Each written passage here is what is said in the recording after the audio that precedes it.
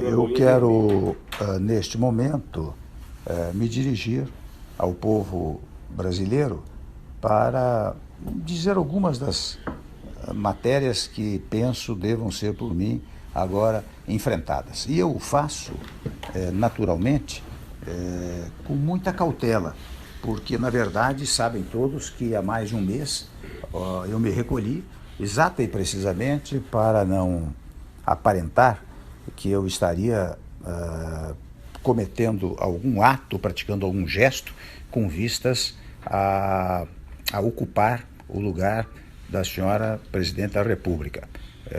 Recolhi-me o quanto pude, mas evidentemente nesse período fui procurado por muitos que estão aflitos com a situação do nosso país. Mas agora, quando a Câmara dos Deputados decide por uma votação significativa declarar a autorização para a instauração de processo de impedimento contra a senhora Presidente, muitos me procuraram para que eu desse, pelo menos, uma palavra preliminar à nação brasileira. O que eu faço com muita modéstia, com muita cautela, com muita moderação, mas também em face da minha condição de vice-presidente, naturalmente de substituto constitucional da senhora Presidente da República. E desde logo eu quero afirmar que temos ainda um longo processo pela frente, passando pelo Senado Federal.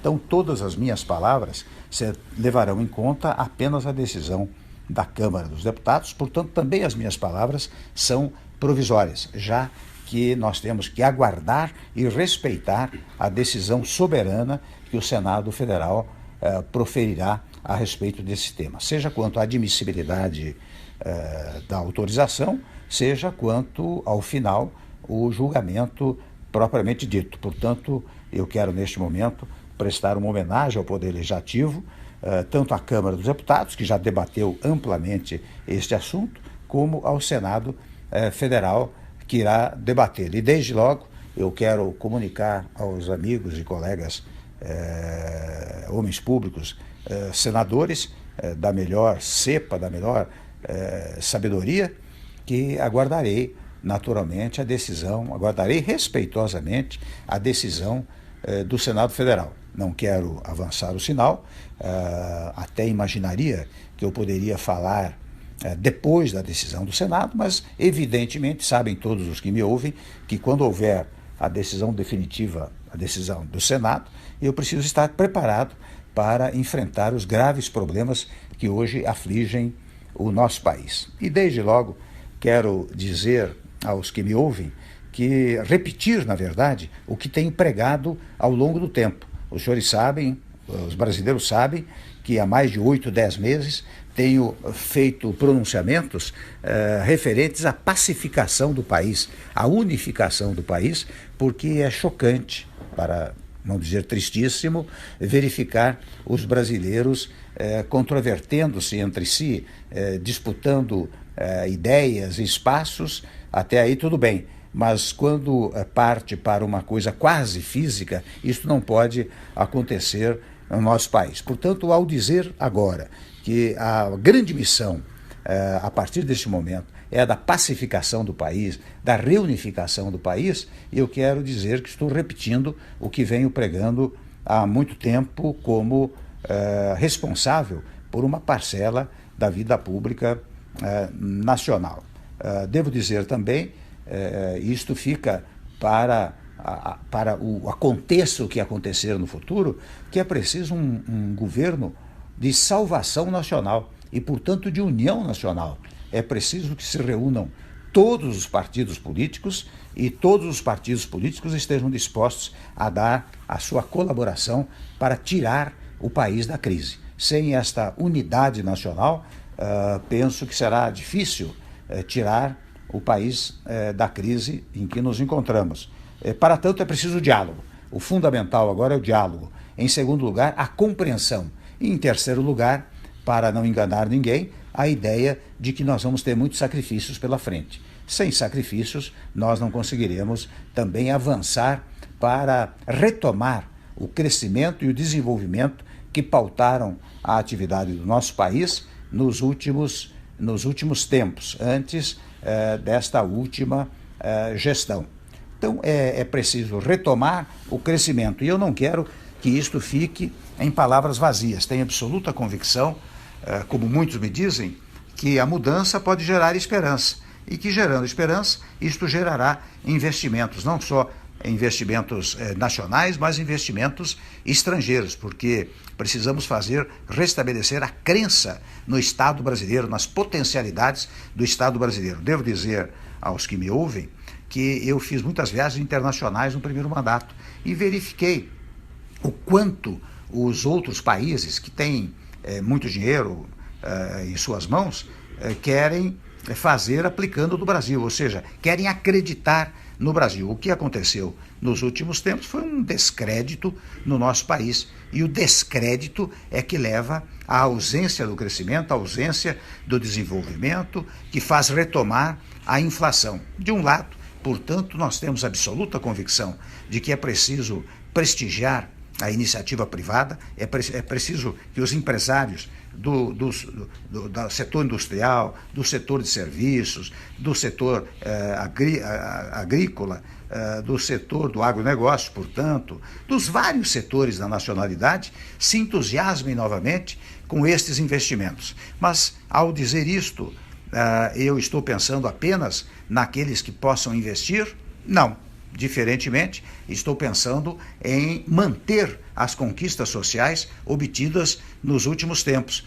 Por exemplo, o emprego é uma coisa fundamental para todos os brasileiros. Para que haja emprego, é preciso uma conjugação dos empregadores com os trabalhadores. Você só tem emprego se a indústria, o comércio, as atividades de serviços todas estiverem caminhando bem. É a partir daí que você tem emprego e com isto você pode retomar o emprego. De outro lado, eu devo dizer também que de fora a parte um projeto pela empregabilidade plena, é preciso manter certas matérias sociais, porque nós todos sabemos que o Brasil ainda é um país pobre e, portanto, e eu sei que dizem que de vez em quando que se outrem assumir, nós vamos acabar com o Bolsa Família, vamos acabar com o Pronatec, vamos acabar com o FIES. Isto é falso, é mentiroso e é fruto desta política mais rasteira que tomou conta do país. Portanto, neste particular, eu quero dizer que nós deveremos manter esses programas e até, se possível, revalorizá-los e ampliá-los.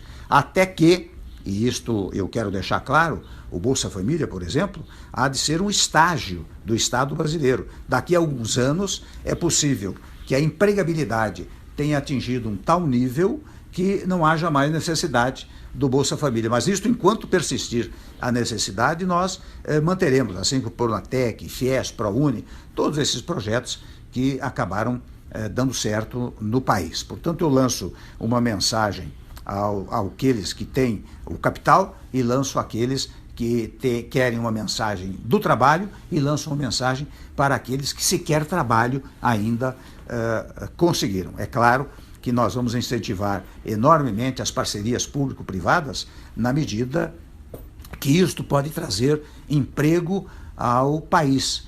Nós temos absoluta convicção de que hoje, mais do que nunca, o Estado não pode tudo fazer. O Estado depende da atuação dos setores produtivos do país. Empregadores de um lado, trabalhadores de outro lado. Estes setores produtivos é que, aliançados, vão fazer a prosperidade do Estado brasileiro. O Estado brasileiro tem que cuidar de segurança, da saúde, da educação, enfim, de alguns temas fundamentais que não podem sair da órbita pública, mas o mais tem que ser entregue à iniciativa privada no sentido da conjugação da ação entre trabalhadores e empregadores. E neste particular, nós pretendemos fazer várias reformas que incentivem esta harmonia entre esses dois setores da produção brasileira. Tudo isto que estou a dizer significará, devo registrar, sacrifícios iniciais para o povo brasileiro, em primeiro lugar. Em segundo lugar, não quero gerar nenhuma expectativa falsa. Não pensemos que, se houver uma mudança do governo, em 3, 4 meses estará tudo resolvido. Em 3, 4 meses pode começar a ser encaminhado para resolvermos a matéria ao longo do tempo. Se houver este governo de transição, ou se não houver, fica esta sugestão que eu estou fazendo para o governo que vier a manter-se, ficam estas sugestões, que, reitero, não são sugestões por mim formuladas ou formatadas neste momento, mas que foram feitas ao longo do tempo. Há reformas que são fundamentais para um país. Nós todos sabemos, não é possível.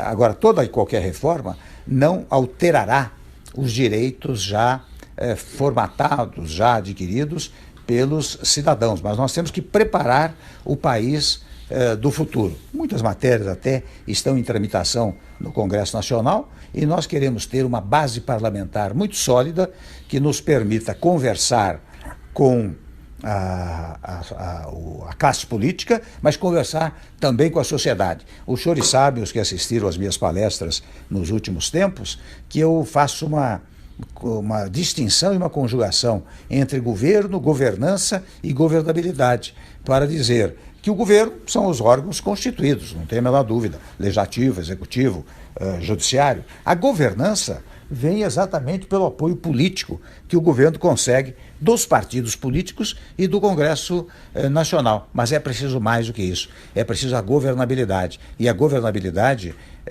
exige que haja uma aprovação popular do próprio governo. Portanto, a classe política unida com o povo levará ao crescimento do país e, portanto, ao apoio ao governo. É com estes três fatores que nós vamos lidar. É claro que não vou falar aqui sobre reformas que são fundamentais, porque isto será fruto de um desdobramento ao longo do tempo. Mas como não pensar numa reforma política? Como não pensar numa reforma tributária? E evidentemente que a reforma tributária envolve um outro tema, que é a revisão do Pacto Federativo. Porque toda vez que você pensa numa reforma tributária, você está pensando na distribuição de competências e de recursos para as entidades federativas. É preciso mais do que nunca que as entidades federativas tenham uma autonomia verdadeira, ou seja, que nós tenhamos uma federação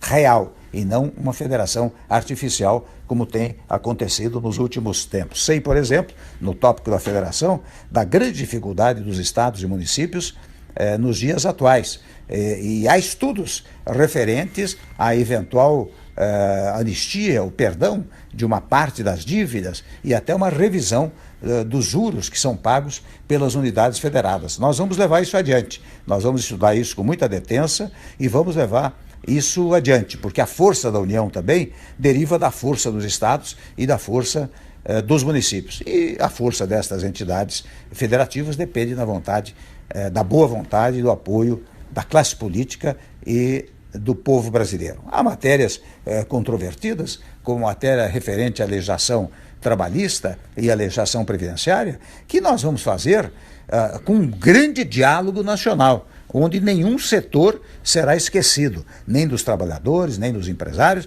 nem do povo brasileiro. Mas toda e qualquer modificação que vier a ser feita será para garantir o futuro mesmo daqueles que já recebem salário, daqueles que recebem aposentadoria. É nestes termos que nós vamos trabalhar. Ou seja, o diálogo de um lado e a conjugação de esforços de outro lado serão os alicerces, digamos assim, do nosso trabalho. É esta manifestação que eu queria deixar ao povo brasileiro.